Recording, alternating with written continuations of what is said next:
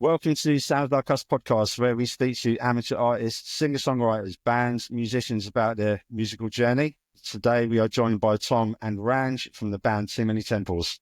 Lads, good afternoon and welcome to Sounds Like Us. Afternoon, mine. Nice to be here. Afternoon. Just a question. At what point do you stop becoming an amateur and Well, Oh, I don't know. making a It's living just, off this. okay. It's just what I've got written down here. It's only my second mistake so far. Right. So best place to start is by telling us a little bit about yourselves. Yeah, so we're Too Many Temples. We're sort of based in, we're split across sort of West London and Southampton. So Ranj and Saab are from West London. That's kind of where the band started. But I now live in Southampton, and we've sort of played quite a few gigs in Southampton recently, and we've built up a bit of a fan base down here. So we're kind of split between the both sort of Southampton and West London, really. Okay. And we've been going a few years since COVID, since the lockdowns and stuff were lifted. And yeah, we sort of play indie, psych, rock, call it what you will, you know? Yeah, it's kind of a bit post-punk. Post-punk, that's the one. Yeah, that is the one. Who's who in the band? Like, as in who does what? So I sing, play a bit of guitar. Okay. Tom's the lead guitarist. Saab plays drums, also plays a bit. Saab does a bit of everything, but mainly plays drums. And Alberto is our bassist. Okay. Has that always been the lineup, you guys? Well, back in the day, we started as a three-piece, me, Ranj and Saab. We made the decision at the time that we didn't need a bass player, which must have sounded horrific. But we played a few gigs and then realised we did need a bassist, and we had a couple of guys in, and then Alberto's joined us more recently. Yeah, Alberto's been in the band about a year now, and we're pretty locked down, so it's sounding good. So, to begin with, how did the music that you grew up listening to influence you both individually and collectively? Go on, Ranj, you go first. Okay. So growing up, I suppose I didn't really get into music till pretty late, to be honest. I was surrounded, but my family were listening to a lot of Indian influenced music, so Bhangra and Bollywood, classic Bollywood stuff. My siblings were into things like reggae, soul, R&B, that kind of stuff. I was into books really and reading, so I didn't really get into music too much. Although I was surrounded by it all, and we'd go to parties and be forced to dance to some of this stuff.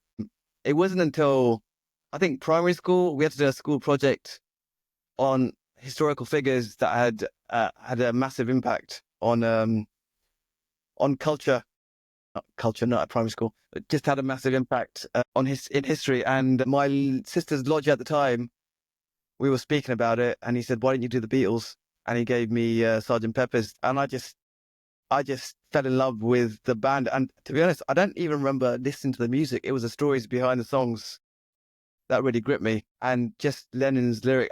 "Strawberry Fields Forever" was the first song that I thought, "Wow, what's he trying to say here?" It just felt like it was meaningless and meaningful at the same time. So as a kid, that really spoke to me, just like his play, the words. So that was my entry point really into rock and roll. That's a good entry point. Yeah, I was sort of similar, really. Slightly, it was Beatles really as well for me, but it was my dad just loved the Beatles. My mum was sort of into things like Diana Ross and sort of R&B, Motown types, but real sort of poppy. So there was a real poppy sort of accent on all the music that I was listening to. But Dad loved the Beatles, and I always remember Dad's best mate Dave bought me Beatles, the Blue Greatest Hits on cassette for me for one Christmas when I was like 10 or something, and it just blew me away. Like, genuinely just blew me away. And I think for a kid to for it to resonate with someone so young, like it just speaks to how sort of at heart Beatles were just the greatest pop band of all time. Like, they're just pop sensibilities are so accessible. And then obviously as the years have gone on, I've got things a bit more, like the White Album, for example, was maybe not as poppy, but it's still a great piece of work. So yeah, that was my entry point. And then me and Dad went to a few gigs through my teenage years. We went to see R.E.M. at Milton Keynes Bowl when they were supported by Radiohead and Cranberries. That was my first gig really, and it was just game changer. I think once you'd seen bands of that ilk live, you were just like, right, I want to do this. Like, this is amazing. Yeah. Can you share how your background and the place you grew up in shaped your music? Yeah, well, I mean, I grew up in Jersey. It's a little island just 12 miles off the coast of France, in the middle of nowhere. There's not really there wasn't really a music scene as such there, but I think the thing with Jersey is, and sort of small places like that, it's almost like a microcosm of life. Like it's just like its own little world on its own kind of thing. So you had venues and live music. You had, you got football and cricket and all like a mini world within a little island kind of thing. So there were music venues, but I think one of the greatest sort of parts of my childhood was growing up with my mates Chris and Simon over there in particular. We all loved the same sort of music, Stone Roses, Oasis at that time, it was mid-90s. They were huge, obviously. And we just we started playing music together, and we actually, I just remember their dad's wedding, funnily enough. He married for a second time, and we had the reception at the local pub, and it was just one of those where it's like, oh, should we just play a few songs? So we literally nipped home, got our guitars, and we played like a few Oasis songs. I think we actually played a couple of our own songs as well. And that was like the first ever gig we played. And that was just like, when you're living in like a little villagey type place like that, you could just do these sort of things off the cuff, So that really molded me for sure.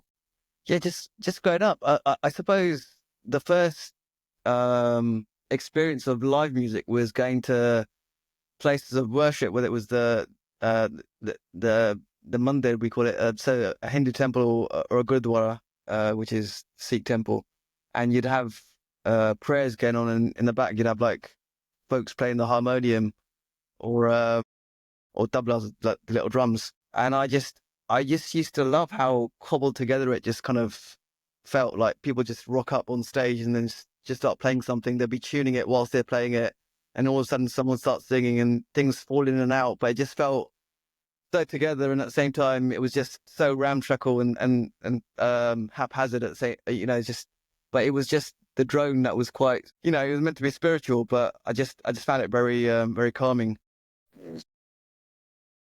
So that's my first experience of live music. In fact, I have to say, in recent times when we've gotten back together, I suppose that kind of shoegazy, lose yourself in the music type thing. I always, when I've been to the temple since, I've thought to myself, got it. The music does have that vibe of kind of getting lost in it, and that whole shoegazy vibe we've definitely kept. I don't know if it's been influenced by that, but I definitely see some of that. How did your early experiences with music in your community or hometown sort of shape you as musicians? Was there any sort of particular events that sort of happened? I think, like I said, that first experience, because I mean, like for me, was, and I think we're all a bit like this in the band. None of us, like, jamming and stuff has never been something that comes that easily to me. Like I remember being at school, college, and there's a few lads that were like playing the guitar and they're like, oh, do you want to have a jam? And I found it really awkward to jam with other people, to be honest, because I don't know, like I've taught myself how to play guitar. So it's like, I don't feel, it's a bit of imposter syndrome, I suppose. Like, I don't feel like I know what, I don't think I'm good enough almost, like to play with proper musicians almost, So that first gig that I just mentioned, playing in the local pub at my mate's dad's wedding reception, just mental. We did a cover of Pretty Vacant on acoustic guitar. We had my mum and my mum's mate came up and did like backing vocals. Pretty Vacant At a wedding? Honestly, it was ridiculous. On acoustic? That's Jersey. With your mum on backing vocals? Yeah, my mum and, well, not backing, but sort of backing dancers actually, but they were singing. But, for me, that was a major thing because, like I said, Oasis were big at the time and everyone wanted to be in a band or playing guitar, but I had no real experience. I only started playing guitar, I think I was 15 or something. This was like when I was 17. Like, I had no real experience, but that one moment was like, I can do a gig, I've done a gig, it's kind of like, so although it was just us with two acoustic guitars and singing I don't even think we had mics, but, just singing in a pub, like, that sort of showed me that we could do it, or I could do it, kind of thing. So for me, that was a massive moment, really. Yeah. Is there a specific piece of music that transports you to another time or place, maybe brings back vivid memories or emotions? Ranch? I'm going to choose Radiohead's OK Computer, maybe, or Kid. Let's go for the OK Computer. Whenever I listen to the album, I always have this memory of watching the first live performance that I'd seen of them doing that on Jules Holland. And I just remember it was off the back of Britpop, and, I was well into all of that stuff as well. But I just remember them playing Airbag, I think, or was it Paranoid? I remember it was one of those, Paranoid Android or Airbag, and just thinking, oh shit, the games have just changed. Yeah. Things aren't going to be the same anymore. It felt like that album had put a pin in Britpop somewhat. Yeah. It was coming to an end anyway, but it was just like, the changing of the guard, or Yeah. a different mood. It was definitely a bit of a full stop to Britpop.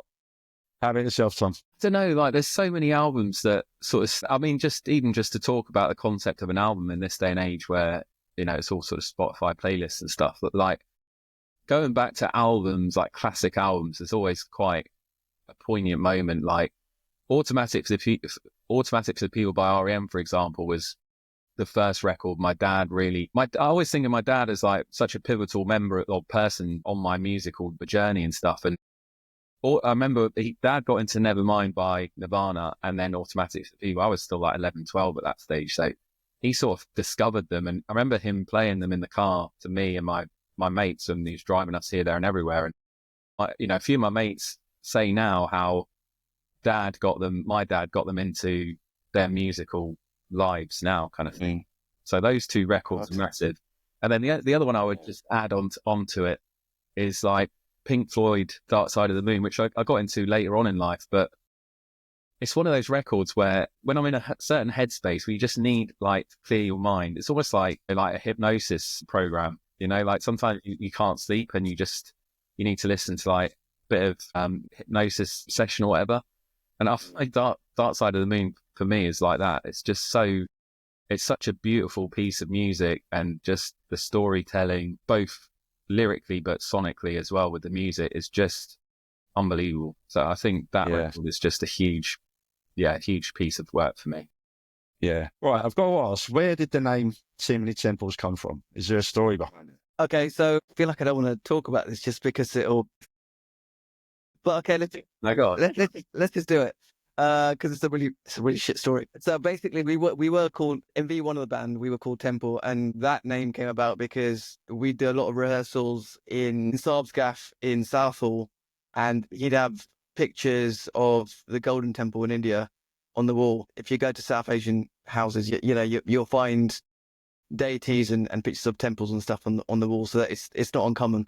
But Tom would see those, and I suppose we find ourselves explaining what's going on in a house and stuff like that. So we were at the point where we needed a name, and it just felt normal to have that name. Then we took a bit of a break from the band. Tom decided to leave. Myself and Saab kept writing for a little bit, but I think the pandemic meant Tom reached out to us again and then pulled us back together again. And we needed a name, but there were too many temples. There you go. That's a great story for a band name. Who would you say are your main influences musically? Bob Dylan, John Lennon, Jimi Hendrix. I mean, I'm the lead guitarist, but I love Bob Dylan, which is kind of an oxymoron almost. But like, I love Bob Dylan's storytelling as an aside. He's just a genius. But guitar-wise, like Jimi Hendrix is just the ultimate idol. I mean, when I got my first guitar was a white Fender Strat. I'm left-handed.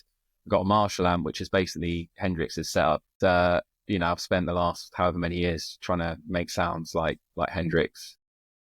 But my finger's about half the length of his, I think, so I just can't get across the fretboards as quickly as he can. Yeah. But yeah, I just think, like, we've had this debate quite a lot in the band about who's the best guitarist of all time. And for me, Hendrix was the best guitarist of all time, because not only could he play the blues like an absolute demon, but the sounds he got out of his guitar were just insane. Like he changed the sonic landscape of playing guitar. Like he invented it, kind of thing. Do you know what I mean? Like, just some of the sounds he got out of his guitar were just insane. So yeah, for me, you just can't look beyond. You can't look beyond Hendrix. Yeah, that's amazing. Ranj, how about yourself? Influences is an obvious statement to make, but I don't think any of us would be in a band if it weren't for Oasis. They were kind of like, and they made it okay and possible for folks like us to pick up a guitar. So I've got to say it out loud, and it's probably the same for most bands, I'd say, of our generation and beyond. But beyond that, I think we can't get away from the Radiohead influence just because they keep pushing the needle. They're always trying to grow and evolve, and I think that's always been a massive inspiration for us. I remember me and Saab went to see them at Finsbury Park, and they just completely blew us away. I remember a stunned audience walking away silently because all of us were just thinking, what the fuck have we just experienced? On top of that, I think lyrically, I just can't get away from Lennon and Morrissey. The way Lennon writes is just so honest, but at the same time, just so playful. Yeah. We're also massive Nirvana fans. Like, Kurt's lyricism is sometimes, I think is it stupid to say he's an underrated lyricist? I don't know. I completely agree. Completely agree. I really, also Julian Casablancas' storytelling in his in Stroke songs, I think, is sometimes goes unnoticed. He paints vivid pictures in his songs that I enjoy. And Alex Turner, I think, is given permission for lyricists to really pay attention to things like wordplay and making songs interesting from a lyrical standpoint. So he should be given credit for that as well. Yeah, definitely. Yeah, he's got a good habit of kind of working these everyday sort of situations into his songs as well. Yeah, it's the He's detail, really good. right? Yeah, definitely. Do you guys go through like a process to get these influences into your songs? Is it quite natural, or how do you go about it? I think we all bring our own experiences and influences into the songwriting process, because we all sort of write our own part, and like the actual song, like we always say, like it's not a song until we've all worked on it and we've all sort of deconstructed and reconstructed the song, kind of thing. So I think typically someone will write, whether it's the whole song, like a demo, like with the lyrics and a chord progression. Sometimes that will happen, but then, you know, it evolves as like I put the lead part down and then the drums come in from Saab. That will sort of influence and change the direction of the song. So yeah, I think we definitely, I mean, Saab's obviously not on the call, but like he's got totally different influences. He's like, comes from, you know, he loves sort of hip hop. So the drums in our band have a real hip hop fusion kind of going on. And that's just a real it makes our sound different to quite a lot of bands out there, I think. So yeah, I think we all massively pull and push the songs in totally different directions, and almost to the point where it's unrecognizable from the first demo that is presented to the band, really. How about the lyrics? Who does most of the lyric writing? I think we all tend to get involved in most things, really. I've written a few of the lyrics, but there are songs that Tom's written and Saba. So I'd say it's probably a job that we share. Yeah. Okay, that's good. Do you remember the first piece of music you ever come up with as a band? Is it Sea on Fire? I think so, yeah. I mean, there was a few, like, so me and Ranj knew each other at uni, and I mean, we played music like all the time together at uni, but never really our own stuff. Weirdly enough, we were just playing like covers and that. And then when we finished uni, that's when we started getting together and making music. And yeah, I think See You on Fire, which is on our EP from last year, Soak You in Sunshine. See You on Fire is on that. And yeah, I think me and Ranj worked on that together. I think we pretty much, we wrote the chords and the lyrics together, didn't we, really? And then Saab came into the band and he put the drums to it, and it sort of grew from there. But that was probably one of the first pieces of music we worked on. And it was a lot more sort of raw, rocky. It was, you know, probably sort of Libertines-esque almost. You know, it's quite sort of raucous, and so that was probably the first. I mean, it wasn't always that way though, Tom. I remember me and you wrote it. It was very kind of like early bluesy, Rolling Stones-esque. Yeah. And then I remember going into, so Saba joined the band, but he hadn't had drums for about 6 months. So he was tapping his laps or just looking at us from across the room whilst we played. And then we got into the studio for the first time, and there was a bottle of JD involved. Yeah. I just remember us playing the song at such a pace. Bob was falling off his drum kit, and I think it just stuck. It was like, all right, we've got to play it like this now, going forward. When we recorded it for the EP, we tried to record it to a click first, and the click was on about 210 BPM. And it starts with a drum roll. So and it just physically couldn't do it. So we had to allow the click in the end. But yeah, it's quite unrelenting, the pace. Do you recall the first time that you ever experienced live music, like the first concert you ever went to? Yeah, well, mine was the cool. Well, if you think it's cool, but the cool answer is REM, Milton Keynes Bowl, 1995. Monster, their album Monster had just come out, which I loved, still do. Brilliant record for live, and they were just fantastic. But for me, the highlight that day was actually Radiohead. Going back to Radiohead, the Bends had just come out, and it's still to this day the loudest gig I've ever been to. Like the Radiohead performance. I mean, we were right in front of the amps at the side of the stage, and there were massive stacks in this gig. Just tearing through like Just and My Iron Lung and all that kind of stuff. It was so loud, but so good as well. And we were really close to the stage. Sleeper also played, who were really good, and Cranberries. And yeah, that was just unreal. So that's the cool answer. But the actual first ever gig I went to was Status Quo in Jersey when I was about 10 years old. Yeah, I'm guessing your dad definitely took you to that. Dad definitely took me to that one. Yeah. Your dad introduced us to Nirvana and Status Quo. Good. What the hell? Yeah. How about yourself, Ranj? I think it might have been Blur. Wow. I think it was an arena gig and it was Blur, and Damon was just Damon. Incredible as a frontman. Yeah, but Blur, good.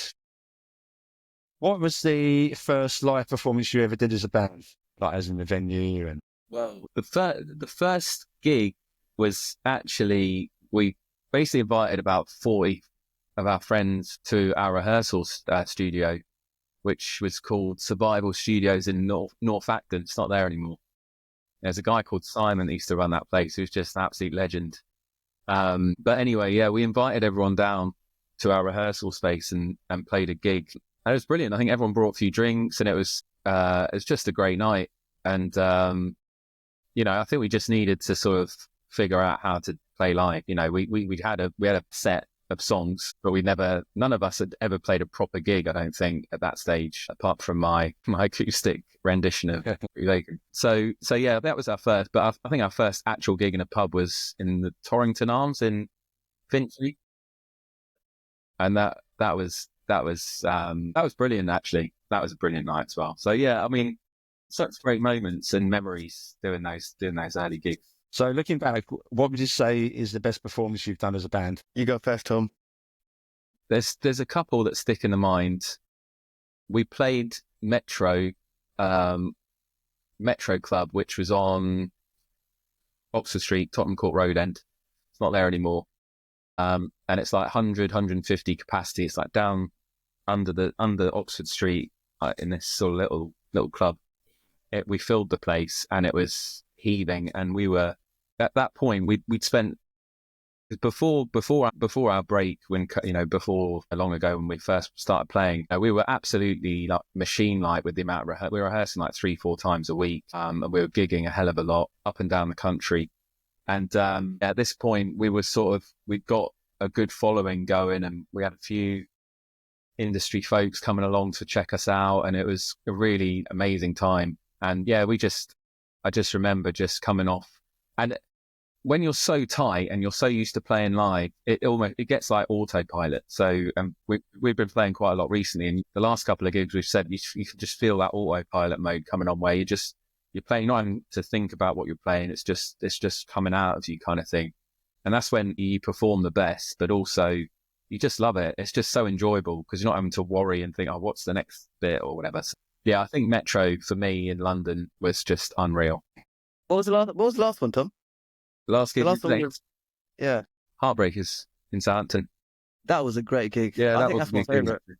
Yeah, that's really good. Is there a particular venue that stands out in your memory as your favourite place to perform? Dublin Castle. Yeah, legendary. Yeah, Dublin Castle. We played that years ago. I just remember the first time we played at a venue, and we always have this problem, even to this day, where the sound is just not right. You can't hear what you're playing. Something's too loud. The crowd can't hear your vocals. And I just remember the sound guy just got it right, and you could hear stuff through the PA, and it was like being in a rehearsal room where you can just hear what you're singing and you can hear all the instruments, and it just felt, yeah, it was just nice for the band rather than having to hope that everyone's enjoying it. Yeah. You could see it. I think when you can hear it like that, when it's so clear, and it's almost like if you're performing and loving it and all that, then like that's the most important thing. Like obviously you want the audience to enjoy it, but I think people will enjoy your gig if you're completely like lost in your own music and it's just pouring out of you kind of thing. And I think that gig was brilliant. That venue's brilliant. Yeah. I think like you said about Heartbreakers as well was very similar there because the sound was so good. You could just lose yourself in your music and just perform basically, which is when it's best for everyone really. Yeah, I guess that kind of transmits to the crowd as well. And then you're kind of as one. I think so, yeah. And that's what you're striving for, you know?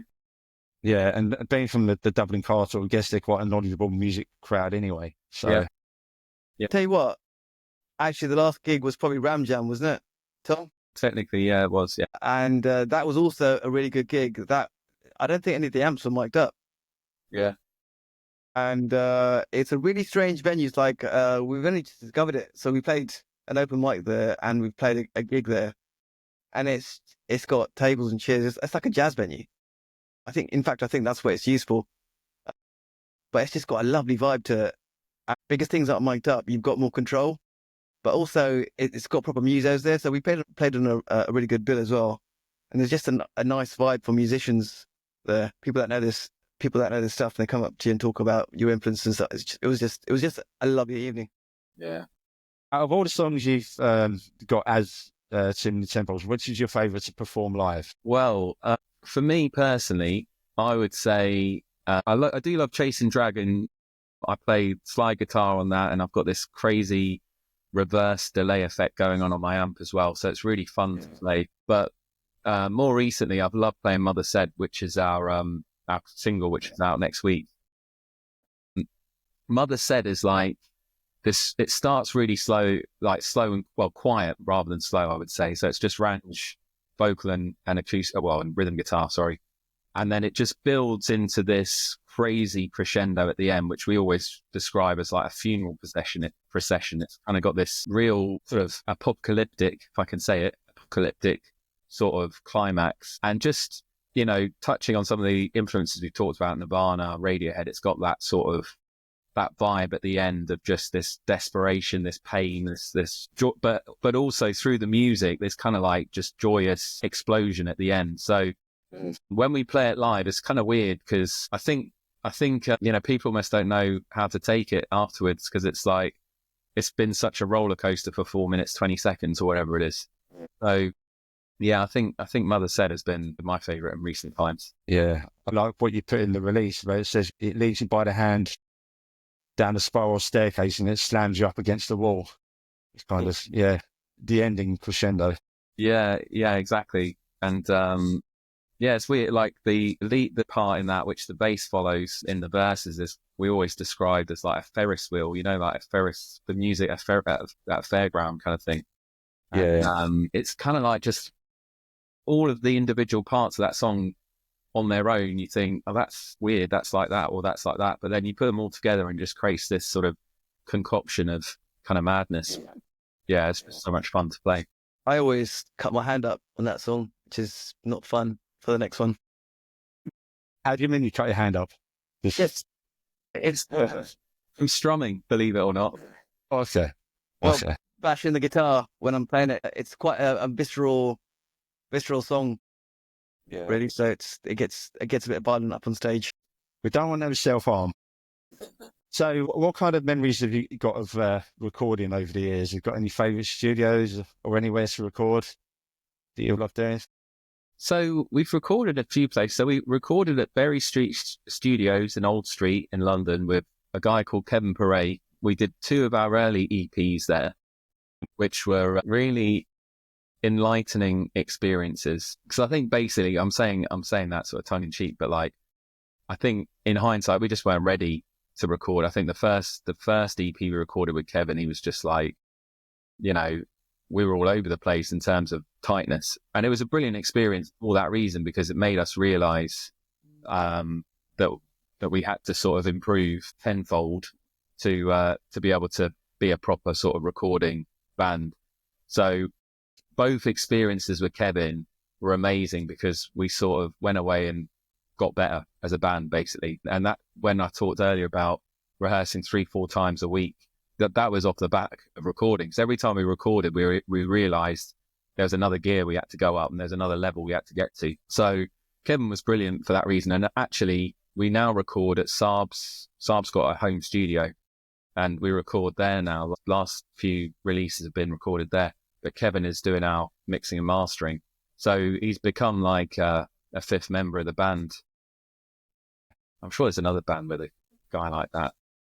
I don't want to inflate ego too much in case he listens to this. Yeah. How about yourself, Ranj? Any memories of recording that you're particularly fond of? Yeah, just like Tom was saying, those first recording sessions were educational. Could have broken the band tooth there. You remember what Kevin said at that first recording session? Let's just move on from that Kevin story.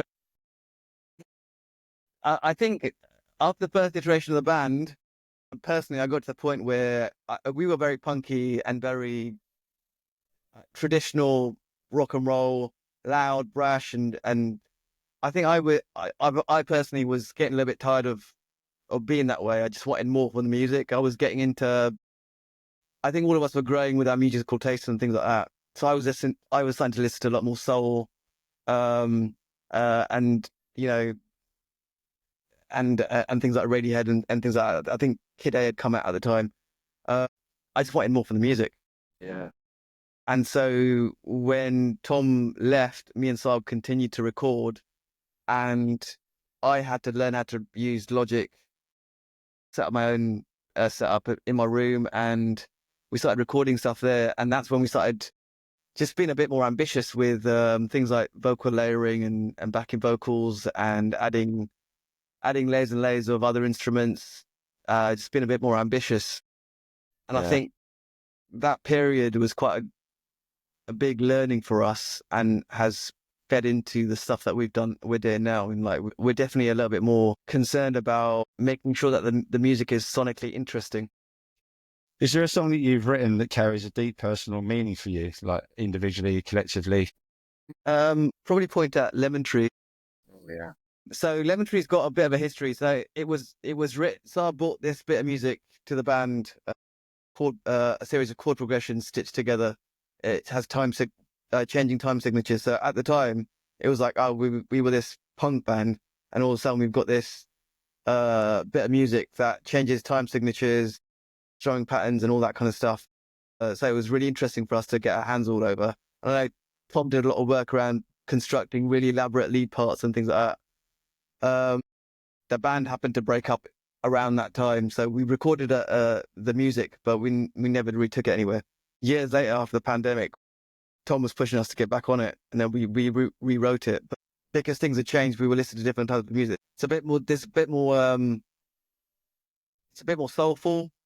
It's a little bit quieter than it, and subtle.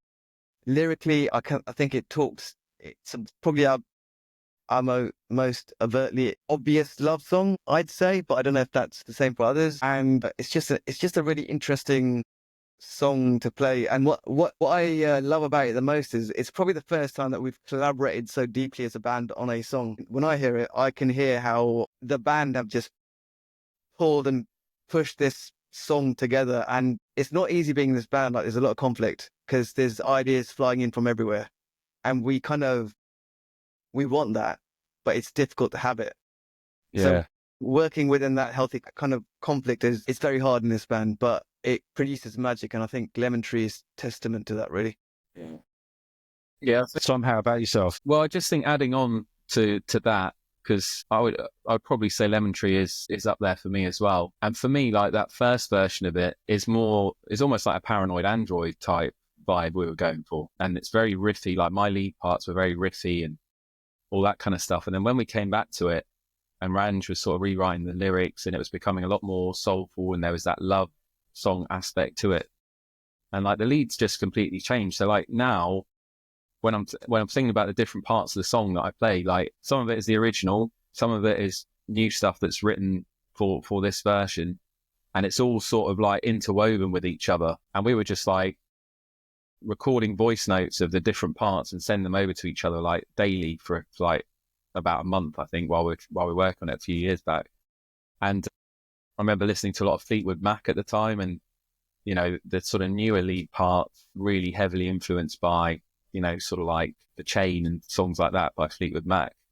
And I was almost like trying to learn how to play guitar in a different way, because I needed a different almost skill set to be able to add new lead parts to the new song kind of thing.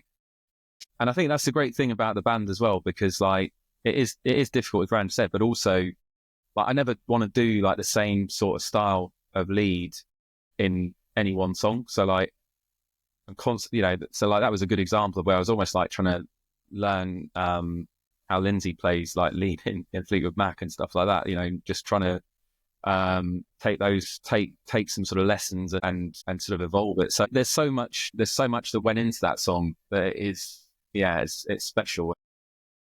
I remember Tom came into rehearsal and said the words out loud, "I'm not going to put distortion on this song." And he was just hell bent on not putting the blues driver on or the overdrive on that song. I did try to change that direction, but he wasn't having it. And then another thing was I remember when we're playing these things out and we're jamming stuff out just to work through things, Saab will usually just play something quietly just so you can listen and get the vibe for it. And I remember him playing the drums that you hear on the first verse, and then me and Tom were like, "No, that's the thing you've got to play." Yeah. It was perfect. It was very jazzy, but it just fit the vibe of that. The other part about that song about the drums is the ending, because the ending was kind of like, I don't know how it came about, but it's quite a loud ending. So we played this gig at Fiddler's Elbow in Camden, and we just finished our last song, The Chair, and Saab just went off on this mad like drum solo almost at like the end of the track. And we were all sort of jamming along with it. And it was the crowd. I just remember everyone just going mad for it. And like, fortunately, a couple of people had filmed it. And that drum part is basically the end of Lemon Tree now. And it's just, yeah, it's just so cool how there's just so many things that we've worked on that have ended up on that track. So it's like, it's sort of, yeah, it's a 5-minute song or whatever, but there's just so many different ideas conflicting in that track. It's pretty mental, really. So many different elements coming into one kind of Yeah. thing. Can you think of a piece of music that either as a teenager or as an adult that had a massive impact on you? I think, okay, I mean, Rand just sort of alluded to the whole Oasis thing, and I think you can't really get away from it. Like, I remember being at school and like everyone my age at my school was into grunge music, like Pearl Jam, Nirvana. And I love Nirvana, but I didn't really get Pearl Jam or Soundgarden. Not that I dislike them, but I liked them, but they just weren't, you know, it wasn't quite, you know, Yeah. like a chocolate hobnob biscuit. It was more like a rich tea kind of thing. And then all of a sudden, Definitely Maybe came out, and I was just like, oh my God, that is my chocolate hobnob. That is the one. And it just became, you know, it became me almost, you know, like just Oasis became me. They were who I wanted to be. I got a guitar, I think the next year after Definitely Maybe came out. And it's just unbelievable. You know, I love Fontaine's DC, for example, right now. They're a brilliant band. But like the explosion that happened when Oasis came on the scene, I've just never seen anything like it since, you know. And yeah, I just think it changed the whole landscape for people that just love guitar music in this, you know, in the UK, particularly in the UK. I know they're sort of loved at most places around the world, maybe not America, but yeah, it just changed things really. Yeah, definitely. Ranj? I think listening to Revolver, 'cause it's an album that I keep revisiting. It's funny. We always say like, whenever we get a bit lost, you go back to the Bible, and the Bible seems to be written by the Beatles. And so when I lose touch of where we're at or need inspiration, you always go back to the Beatles. For me, I just the way you can so obviously tell that it's just a bunch of guys that I just really enjoy making music together, and just throwing the kitchen sink at it. Yeah.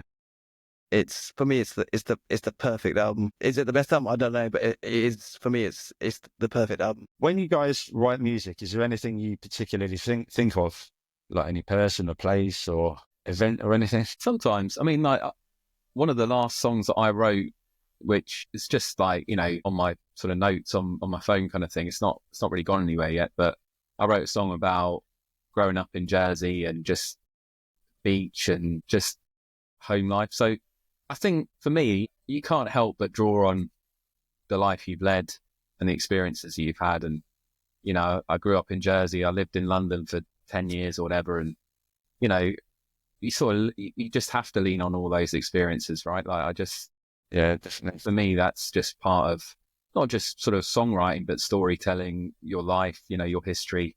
So yeah, I think that for me, it's a massive part of who I am today, you know, where I grew up and where I am now. So yeah, I think I do draw on those experiences still to this day, really. So that it's just trying to think of what the answer might be. That's a difficult question. I don't think so. I suppose what I will say is that when we do write songs, and I don't think I'm the only one that thinks like this, the next song is always a reaction to the last song. Yeah. Because we don't like to we don't want to recreate the same song. You'll find on our set, every song, we've been told that every song sounds very different, which is probably not helpful for a band when you're looking for an identity or something. But it's because we're always reacting to the last one in terms of mood, content, the types of lyrics we're writing. Also, on top of that, I do like to read, and I do remember at the time of reading, when rewriting Lemon Tree, I was reading Stoner by Williams. I think that definitely, the tone of that book definitely influenced the mood of the song. Are there any bands or artists you've enjoyed playing with or seeing live on your local scene? Any you've collaborated with? I would say we played recently with a band called Lounge Society in Southampton, who are really good, and Zero Saints are on the same bill as well. But the band I'm looking forward to seeing the most this year, I'm going to see them in Southampton. There's this festival in May called Wanderlust, which is early May, and English Teacher are headlining at the 1865 in Southampton. And I absolutely love this band at the moment. They're my favourite band at the moment. Just super quirky. I love their sounds, but a bit sort of wet leg, a bit sort of, don't know, so many different influences in there. The singer's just got this real quirky vibe about her. The musicianship is super cool. So having collaborated, obviously I'm open to collaborating with them if they're interested in listening, which I'm sure they will be listening. But yeah, I love those guys at the moment. That's the one gig that I'm really looking forward to this year. When we talk about a scene, it's been difficult for us because it feels like we're so far removed from anywhere that has a scene that we're always having to travel to get involved. Yeah, because you kind of don't fit into any particular sort of genre.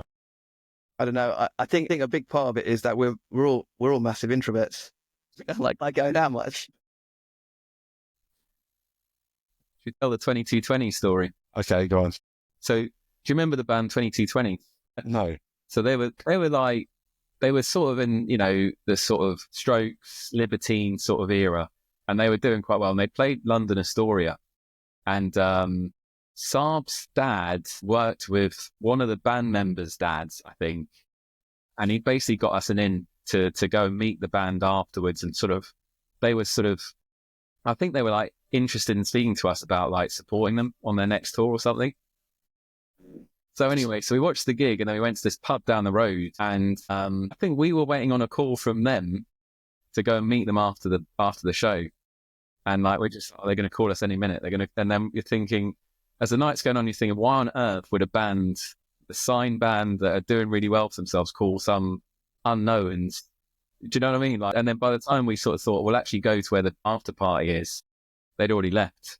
So we had a brilliant in with this band that were doing well.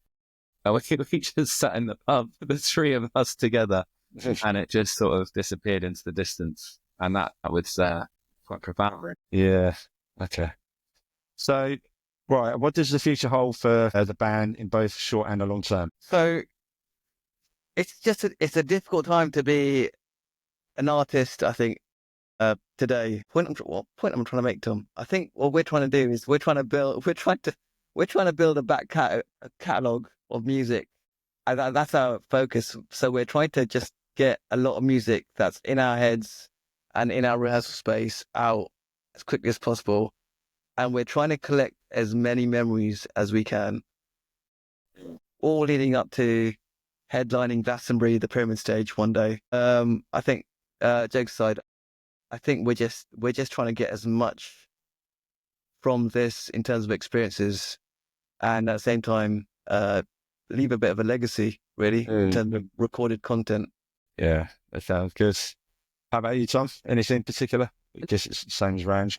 Similar to Ranj, I think, we've always had this massive ambition with our band that we want to, we feel like we've got some brilliant songs and we just want to sort of document them and get them out for other people to listen to. Always like wary of saying enjoy. Not everyone's going to enjoy it. Not everyone enjoys every music, every band, every piece of music in the world or whatever. But, we just want to put our music out there to give it a chance to be loved, I guess is what I would say.